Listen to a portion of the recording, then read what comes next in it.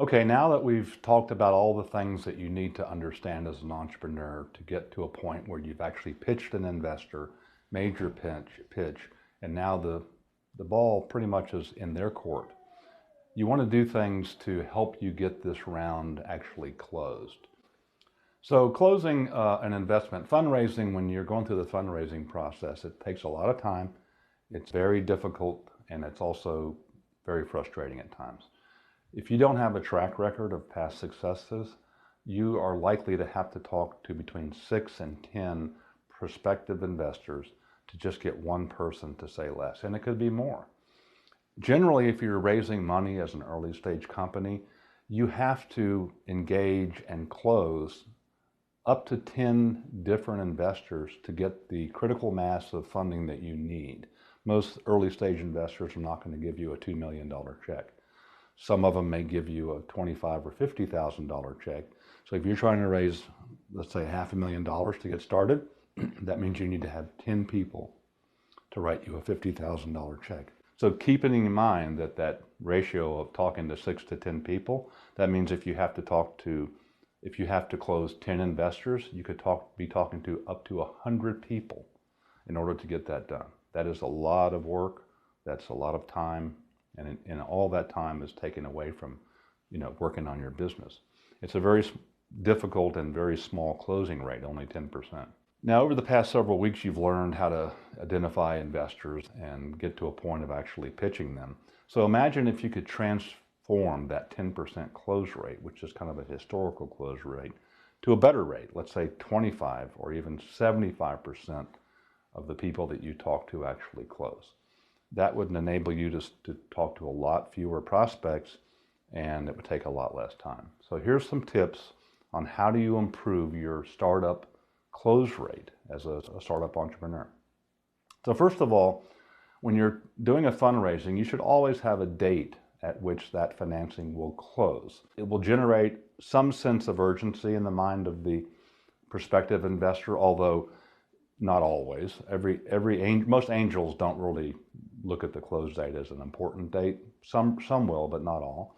But it's good to have a closing date, so at least you can say to them, okay, we're keeping this funding open for only 2.5 months. So if you're interested in getting in on this deal, you like the industry, you like what we're doing, we need to have a decision by this time frame.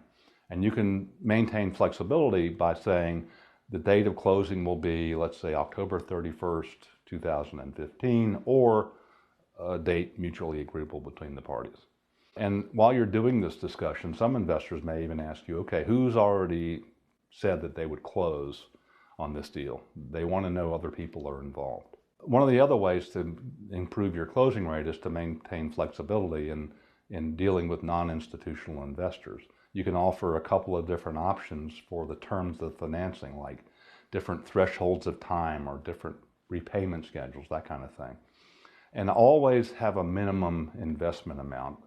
$25,000 is, in my view, the lowest possible investment amount you should accept.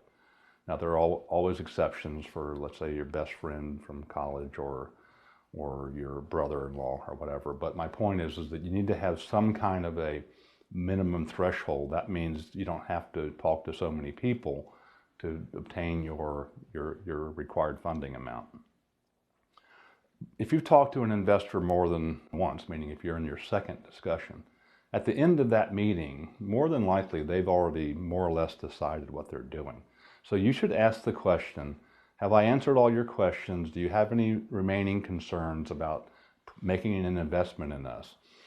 And that will normally invoke a response from the investor that will give you a pretty good idea whether they're really going to make an investment or not. It's good to know that, because if their response indicates that they're not going to make an investment, then move on. Go to somebody and talk to somebody who will. So remember that you want to ask the question at the end of your second meeting, do you have any more concerns? Do you have any more doubts? Do you have any more questions?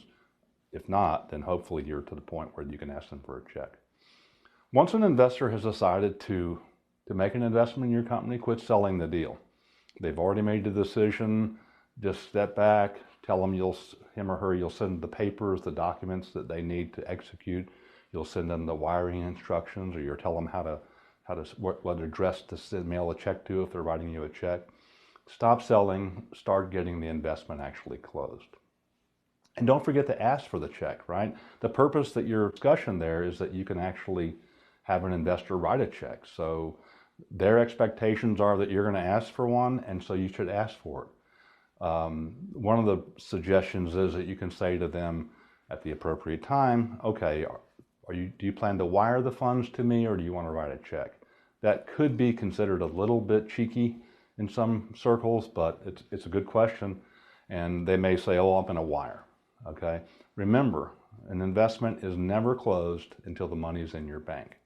So to summarize this whole process, let's talk about the things that you should remember. Number one, if the thesis of the investor doesn't fit what you're doing, you're wasting your time. So when you're putting together your investment list, make sure that you have a list of what I call could-be investors. People that if you do your job right and you explain your opportunity correctly, they would be willing to invest because it fits into their investment thesis. Treat them like they've already invested in your company. Start talking to them about, oh, we had 10% growth in sales this month, and we're looking forward to updating you on the results of this, our financial summary at the end of the month, and can you participate in our conference call? Talk to them as if they've already invested. It helps, believe me. And then ask them for the check. That's the purpose of your discussion with them. Don't wait for them to offer it up. They almost never do. So that concludes the course on how do you get a new venture financed. I hope you've enjoyed going through the lectures. I've certainly enjoyed giving them. I want to say that I'd like to hear from some of you, whether or not these techniques were useful to you, how you incorporated them into some of your discussions with prospective investors. And I want to hear about successes. And I also would like to hear about things that maybe didn't work so well for you. Whatever happens, I've enjoyed doing this. I look forward to engaging you online again at some point in the future. And I wish you every success in raising money for your new venture.